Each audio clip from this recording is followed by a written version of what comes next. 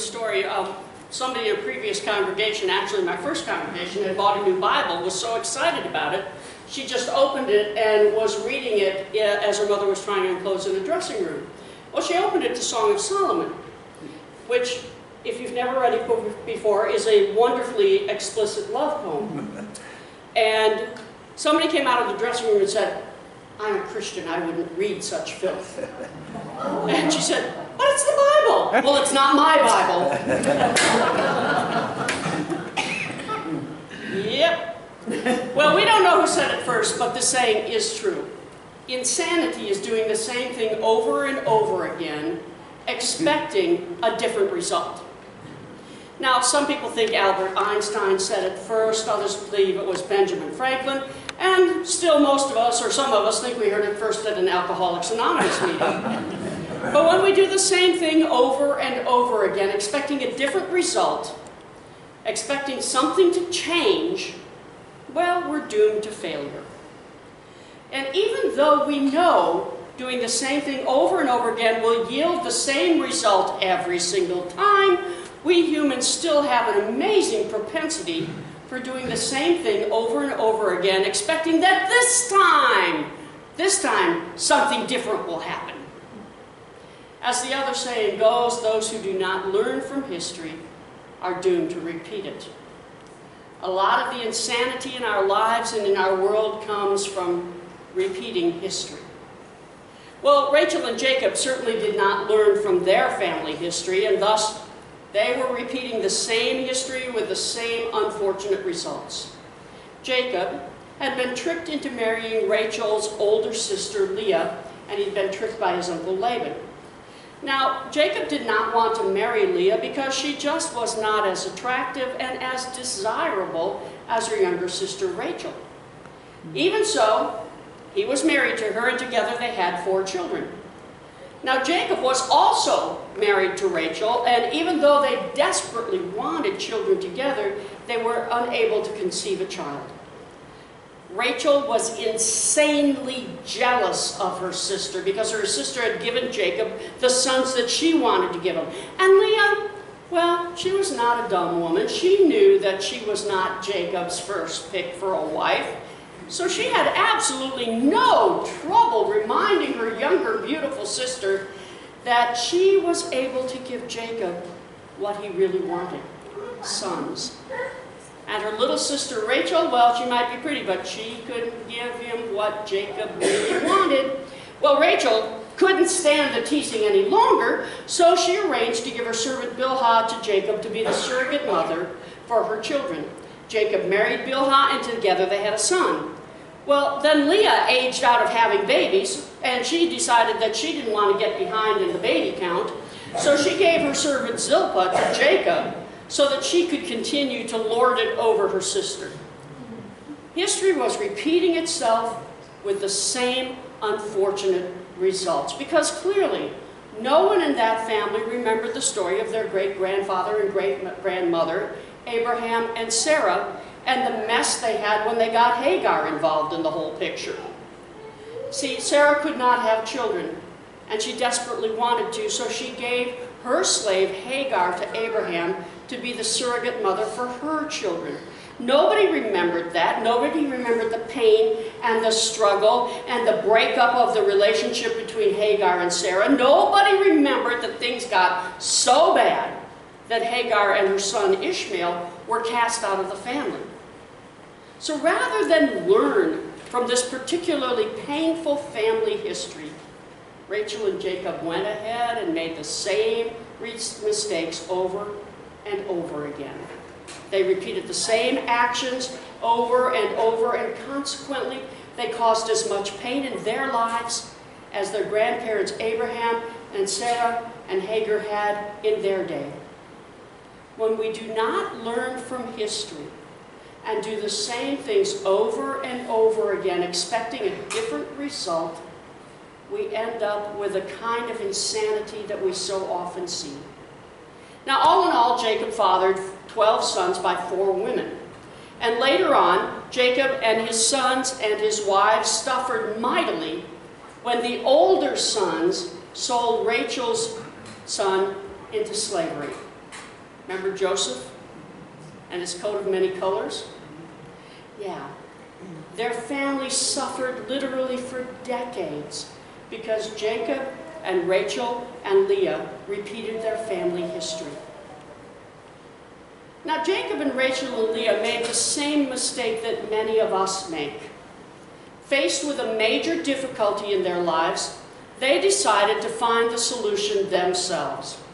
And even when their solution proved itself to not work, they continued to rely on themselves with the same solutions that only made things worse. And the more they failed, the more they tried to keep doing the same things over and over, the more trouble they created, the more they dug in and said, we can figure this out. We can do this ourselves. We're smart enough. We don't need anybody. We can do this. Does that technique for problem solving sound familiar to anybody else? When life gets hard, when trouble happens, when we're faced with real problems, most of us decide to dig in and find a solution for ourselves.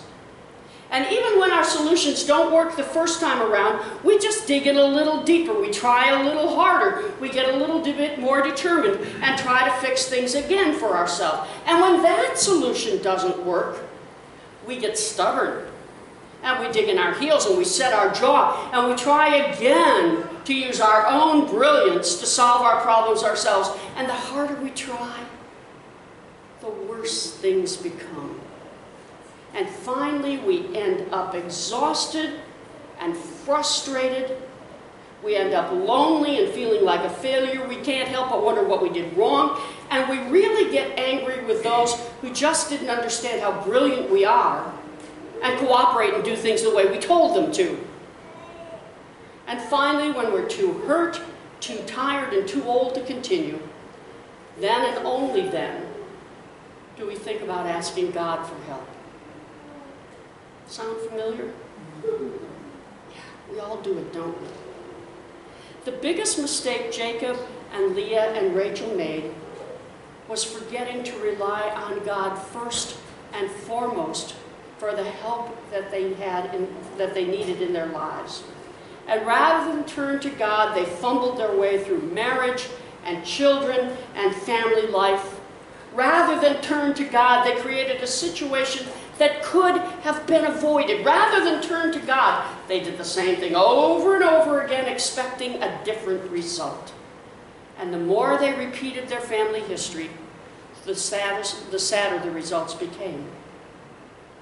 Human beings, since the beginning of time was recorded, have leaned toward trying to be so independent, we forget about God. It started with Adam and Eve, and it hasn't gotten any better since.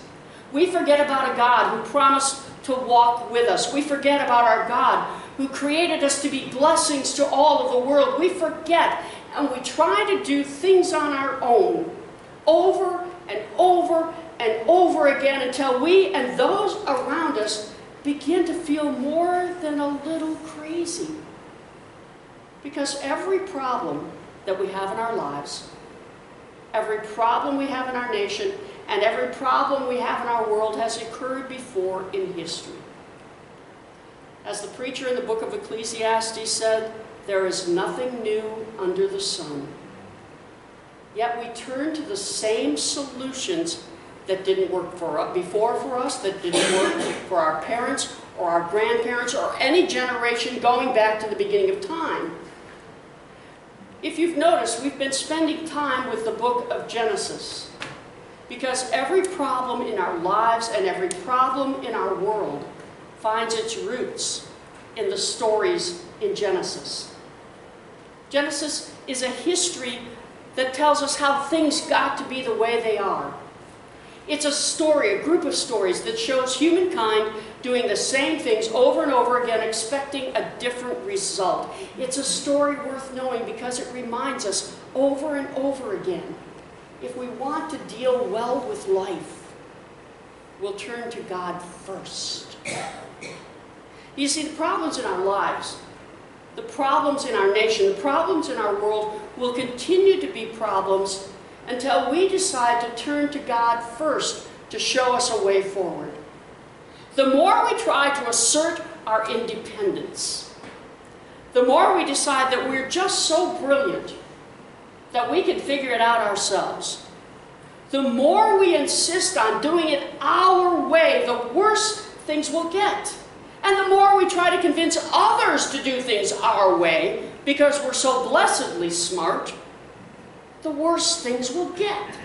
The more we refuse to learn history, the more often we will repeat it, and the worse things will get. But when we humble ourselves, when we admit we don't have all the answers, when we admit that there's a being that is so much wiser than we are, well, then we can turn to God and ask God for help in providing solutions to the problems in our lives and in the world that God has given us. And when we turn to God, God helps every time. When we realize that God's way is the only way to break the cycle of insanity that governs our lives and our world, when we try to do it our way, only when we turn to God first will we find peace.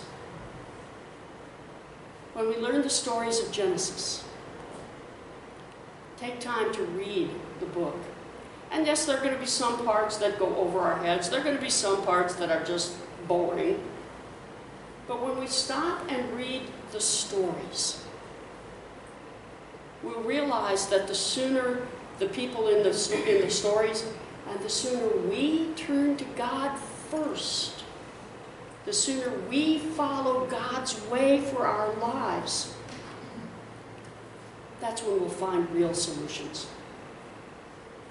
We don't need to repeat history, we just have to learn it. We don't have to try the same things over and over and over again, because we can see the results in the scriptures, and we can see how crazy it made their lives and their world. We can learn to turn to God first and find the real solutions for our lives, for our nation, and for the world we live in. Amen.